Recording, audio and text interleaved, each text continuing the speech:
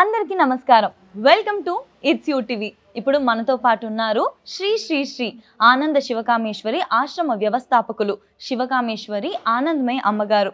అమ్మతో మాట్లాడి మనకున్న సందేహాలన్నింటినీ కూడా నివృత్తి చేసుకునే ప్రయత్నం చేద్దాం. నమస్కారం అమ్మ. శ్రీమాత్రే నమః.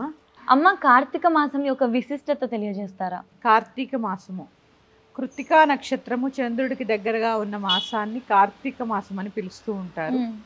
ఈ మాసం చాలా విశిష్టమైనది, ఆధ్యాత్మికంగా చాలా ప్రాముఖ్యతని సంతరించుకున్నటువంటి మాసం కూడా.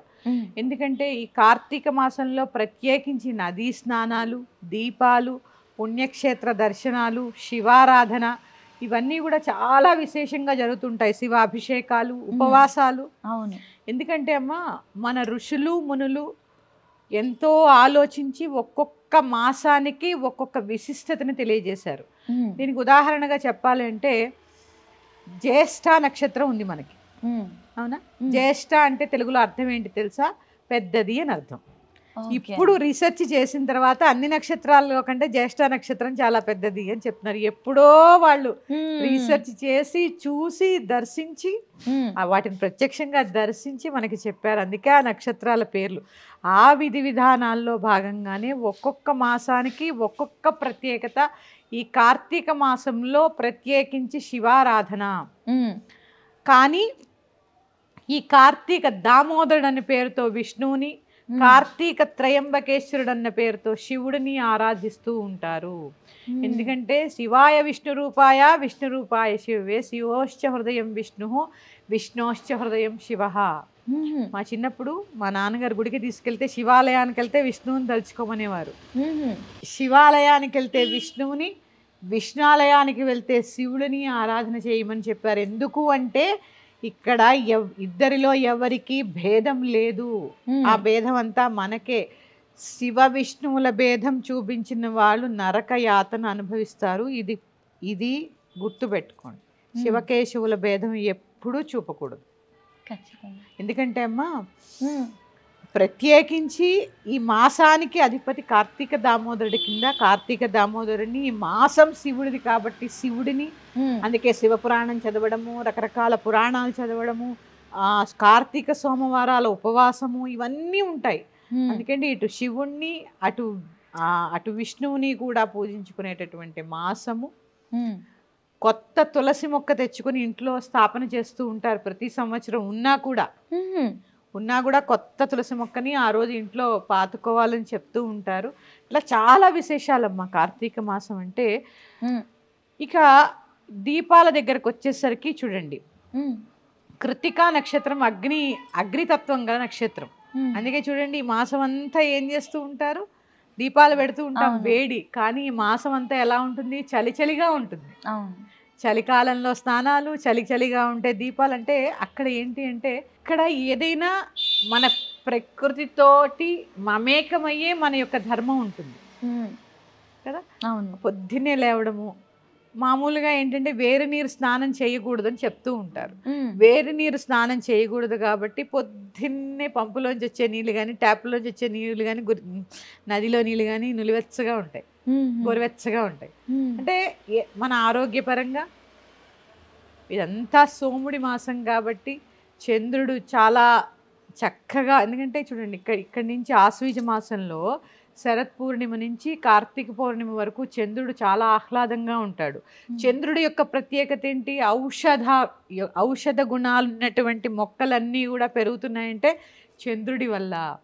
నదీ స్నానం ఎందుకు అంటే ఈ ఔషధ గుణాలన్నీ కూడా నీళ్ళల్లో ఉంటాయి. అందుకే నదీ స్నానాలు చాలా గొప్పవి. ప్రత్యేకించి ఈ నదీ స్నానాలు చాలా గొప్పవి. కానీ స్త్రీలకి మాత్రం కంఠ స్నానమే చేయాలి, నెలంతా స్నానాలు చేయవలసిన పని ఎక్కడా చెప్పలేదు. కొన్ని ముఖ్యమైన రోజుల్లో కార్తీక సోమవారాలనో, ఏకాదశి అనో, లేదా పౌర్ణిమేమో, అది కూడా మీ ఆరోగ్యాన్ని బట్టి తప్ప నెలంతా తల తడపమని, తల స్నానాలు చేయమని ఎక్కడా చెప్పబడలేదు. పైగా పుణ్య స్త్రీ రోజు తల తడపరాదు, ఇది నియమం. తెలియదు. చాలా మంది చెప్పినా వినరు. ఏం చేస్తావు, ఓ నెలంతా స్నానాలు చేసాడు, అంటే తల స్నానం చేసాడు, ముక్కు చీద్దాం, ఇదంతా పూజ ఈ కార్యక్రమాలన్నీ పక్కకి వెళ్ళిపోతాయి. ఏముంది, జ్వరం వచ్చి పడుకుంటారు. అంటే రోజు తల తడిపితే, ఎందుకంటే ఏమో స్త్రీ ఒక ఇంటిని నడపాలి కదా, ఆ నడిపే క్రమంలో ఆరోగ్యం కూడా చాలా అవసరం. అందుకని స్త్రీకి కంఠస్నానం చాలా, తల తడపవలసిన అవసరం లేదు. నదీ స్నానానికి వెళ్ళినప్పుడు చక్కగా చేసుకోండి. భార్యాభర్తలు ఇద్దరు వెళ్ళండి, చెయ్య పట్టుకుని ములగండి. ధర్మం, మన ధర్మం. కార్తీక స్నానం అనేది తెల్లవారుజామునే సూర్యోదయాత్ పూర్వమే స్నానం ముగించుకోవడం అనేది ఈ కార్తీక మాసంలో ముఖ్యము.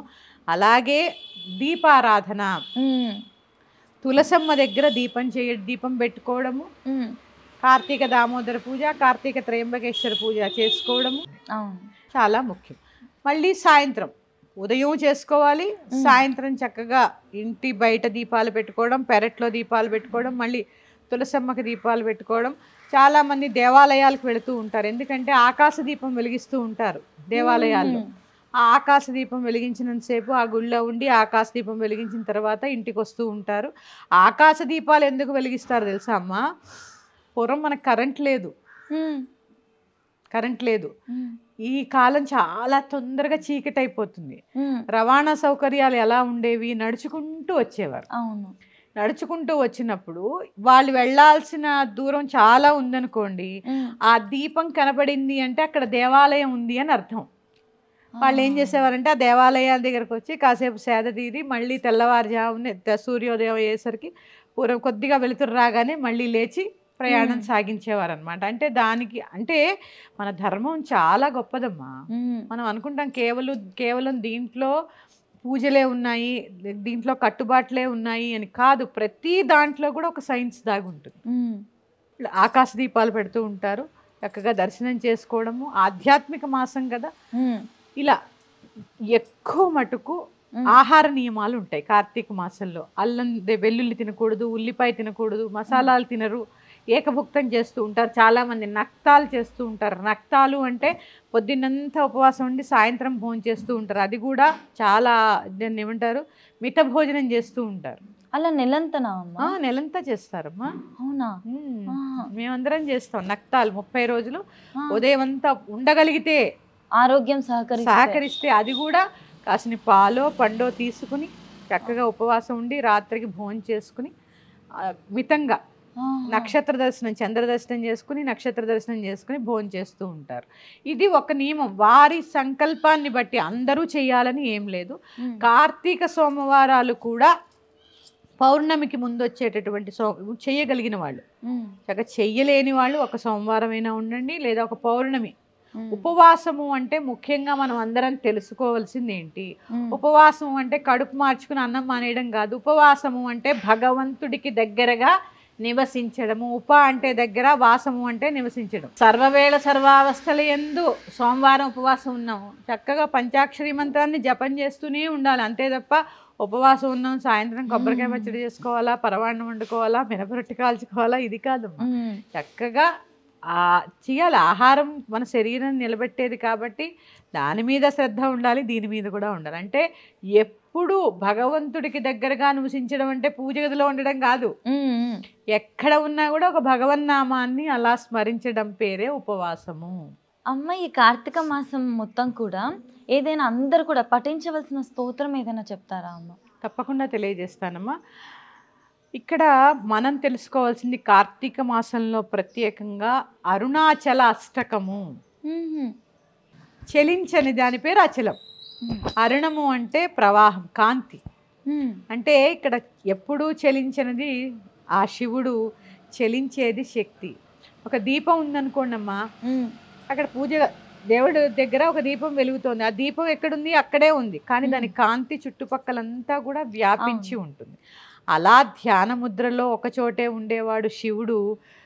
అదంతా కూడా ప్రసరించేటటువంటి చైతన్యమే శక్తి. అరుణాచలము అంటే శివశక్తుల యొక్క స్వరూపము. అక్కడ ఉండేది ఏంటి? అగ్నిలింగము కదా. పంచభూతాల్లో అగ్నిలింగం ఉంటుంది కదా అరుణాచలంలో. ఈ మాసం అంతా కూడా ఏం పెడతాం మనం? దీపాలు పెడతాం. అగ్నికి సంబంధించిన మాసం కదా, అందుకని అరుణాచల అష్టకము అని ఉంటుంది. చక్కగా చదువుకోండి. అరుణాచలష్టకాన్ని అందరూ కూడా ఈ 30 రోజులు చక్కగా చదువుకోండి. నేను ఒకసారి చదివి వినిపిస్తాను, దాన్ని చూసి మీరు కూడా చదువుకోండి. దర్శనాద భద్ర సదసి జననాత్ కమలాలయే కాశ్యాంతు మరణాన్ముక్తి స్మరణాదరుణాచలే కరుణాపూరితాపాంగం శరణాగతవత్సలం తరుణేందుజటామౌళిం స్మరణాదరుణాచలం సమస్తజగదాధారం సచ్చిదానందవిగ్రహాం సహస్రరథసోపేతం స్మరణాదరుణాచలం కాంచన ప్రతిమాభాసం వాంఛితార్థఫలప్రదం మాం చ రక్షసురాధ్యక్షం స్మరణాదరుణాచలం బద్ధచంద్రజటాజూటం అర్ధనారీకళేబరం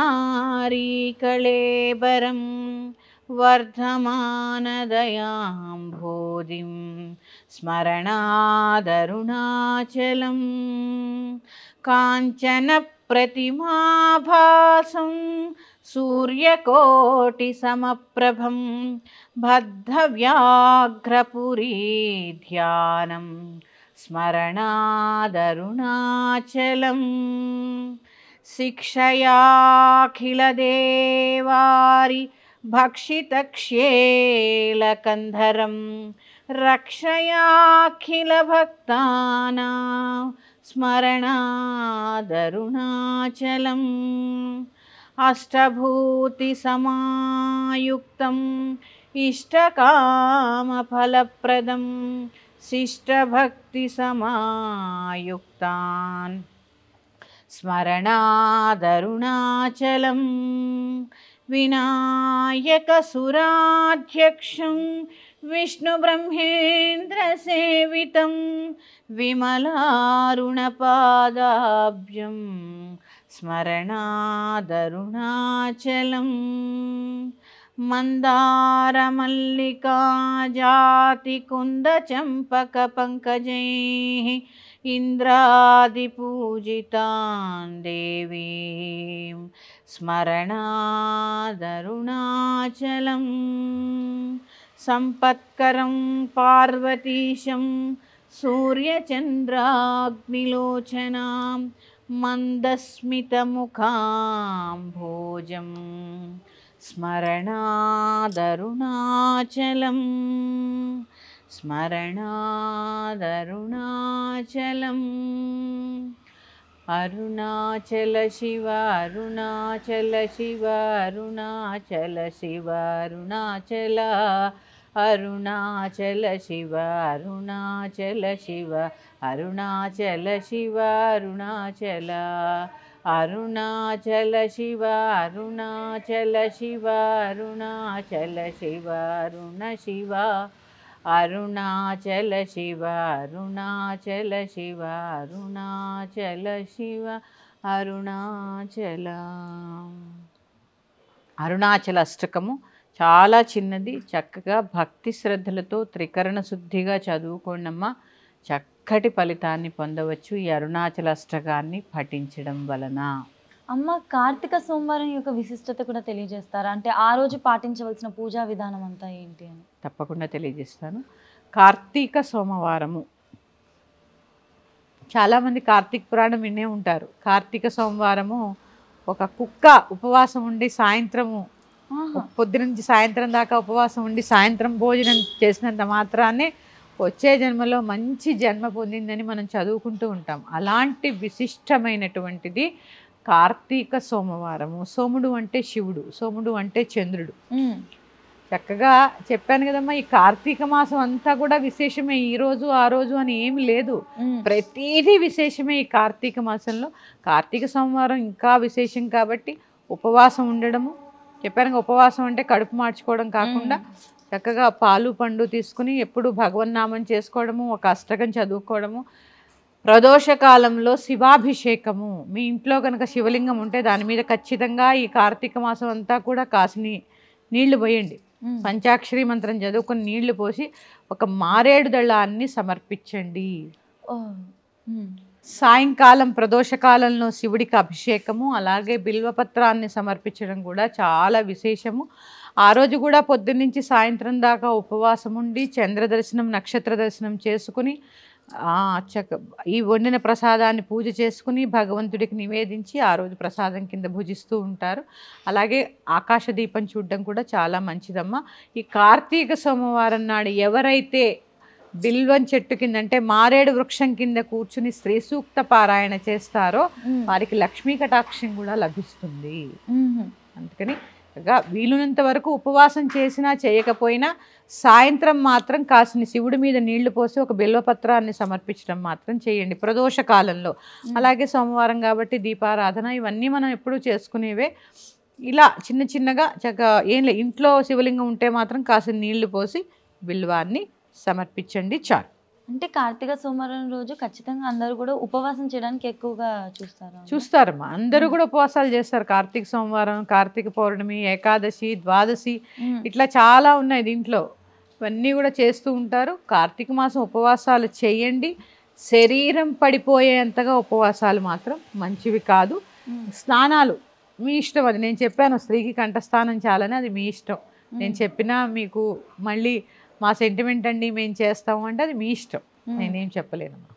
ఈ ఉపవాసం చేసే ప్రక్రియలో అందరూ కూడా తెలిసి తెలియక చేసే తప్పులు ఏమైనా ఉన్నాయా అమ్మ? అంటే ఉపవాసంలో ఏం తప్పులు ఉండవమ్మా. ఉపవాసంలో చేసే తప్పు ఒకటే, పూర్తిగా ఎప్పుడు కటిక ఉపవాసం, కడుపు మార్చుకుని నీరసం వచ్చేసి ఏ పూజ చేయలేకుండా అటు మన దృష్టి అంతా ఎక్కడ శరీరం నాకు నీరసంగా ఉంది అనడంలోనే ఉంచుకోకుండా చక్కగా పొద్దున్నే లేవడము, ప్రదోషకాలంలో స్నానం చేయడము, శివ గుడికి వెళ్ళడము, దర్శనం చేసుకురావడము, ఇట్లా ఏదైనా భగవన్నామంతో గడపడము. ఉద్యోగస్తులకైతే కుదరదు, ఉద్యోగంలో చేసేవాళ్ళు కూడా చాలామంది ఉపవాసాలు ఉంటారు కాబట్టి శరీరం నిలబడేంత ఉపవాసమే చేయండి. శరీరం పడిపోతుంది అనే స్థాయికి ఎప్పుడు కూడా ఉపవాసాలు మంచిది కాదు.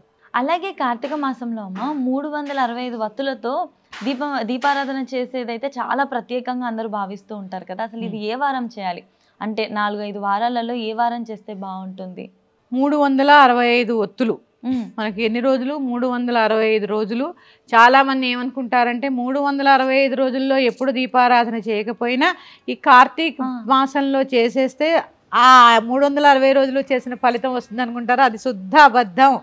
అవునా అమ్మ? అంతే, ఏ రోజు దీపారాధన ఆ రోజు చేయాలి. నువ్వు మరి నీకు ఆకలేసింది కదా, సంవత్సరం అంతా ఉపవాసం ఉండి కార్తీక పౌర్ణమి నాడు తింటే సరిపోతుంది.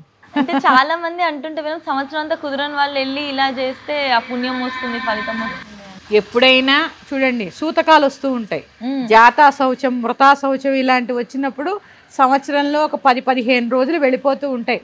అలాంటివి వచ్చినప్పుడు తప్ప ప్రతిరోజు నీకు అవకాశం ఉన్న దీపం మానేసి కార్తీక మాసంలో వచ్చి 360 రోజులు ఒత్తులు వెలిగిస్తే ఏం వచ్చేదమ్మా? ఖచ్చితంగా నిత్య దీపారాధన చేయాలి. ఇది ఎందుకంటే జాతా శౌచం, మృతా శౌచాలు వచ్చినప్పుడు కొన్ని రోజులు మనకి వెళ్ళిపోతూ ఉంటాయి. అలాగే స్త్రీలకి ప్రకృతి ధర్మంగా వచ్చేటటువంటి ఋతుక్రమం, దీనివల్ల కూడా 4-5 రోజులు పూజ మనం చేసుకోలేం కదా ప్రతి నెల. ఇలాంటి దోషాలన్నీ ఉండకుండా ఉండడానికి 365 ఒత్తులు కార్తీక పౌర్ణమి రోజు వెలిగించాలి. అటు తెల్లవారుజామున బ్రాహ్మీ ముహూర్తంలో కానీ, ఇటు సాయంత్రం ఋతుధర్మంలో స్త్రీలకి వచ్చేటటువంటి అడ్డంకుల వల్ల పెట్టనటువంటి దీపం లేని ఇంట భోజనం చేయరాదు. తెలుసా మీకు? నిత్య దీపారాధన లేని ఇంట భోజనము చేయరాదు. నిత్య దీపం ఎప్పుడు మానేస్తారు తెలుసా అమ్మ? ఎప్పుడు మానేస్తారు? ఇంట్లో ఎవరైనా చనిపోతే దీపం పెట్టడం మానేస్తాం. దీపం పెట్టలేదు అంటే ఏదో అమంగళం ఉందని అర్థం అక్కడ. అందుకని అలాంటి అమంగళమైన చర్యలు చేయకుండా నిత్య దీపారాధన చేసుకోండి. వీటికి మాత్రమే కన్సిడర్ చేస్తారు తప్ప నువ్వు 365 రోజులు దీపం పెట్టడం మానేసి కార్తీక పౌర్ణమి నాడు పెట్టేస్తే సంవత్సరం అంతా చేసిన ఫలితం అయితే ఏమీ రాదు. ఆ రోజు పుణ్యం ఆ రోజుదే, అంతే.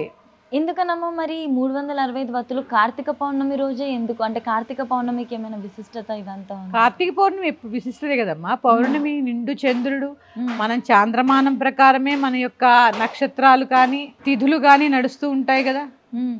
దాన్ని బట్టి చూసుకుంటే మనకి చంద్రుడి పౌర్ణమి చాలా విశేషం కాబట్టి ఆ పౌర్ణమి చాలా విశేషం. కార్తీక పౌర్ణమి అందులో చాలా విశేషం. కృత్తికా నక్షత్రంతో కూడినటువంటి పౌర్ణమి చాలా విశేషం కాబట్టి ఈ 365 రోజులు చెప్పాను కదా, సంవత్సరానికి మనకు 365 రోజులు, దానికి గుర్తుగా 365 ఒత్తులు వెలిగిస్తూ ఉంటాం. చక్కగా మనం కార్తీక మాసం విశిష్టత తెలుసుకున్నాం. కార్తీక సోమవారంలో ఏ విధంగా పూజా విధానం చేసుకోవాలి, కార్తీక పౌర్ణమి యొక్క ప్రత్యేకత, 365 భక్తుల గురించి కూడా చాలా వివరంగా చెప్పారమ్మా. ధన్యవాదాలు. శ్రీమాత్రే నమః. మరి యొక్క అంశంతో మీ ముందుకు వస్తాను. స్వస్తి.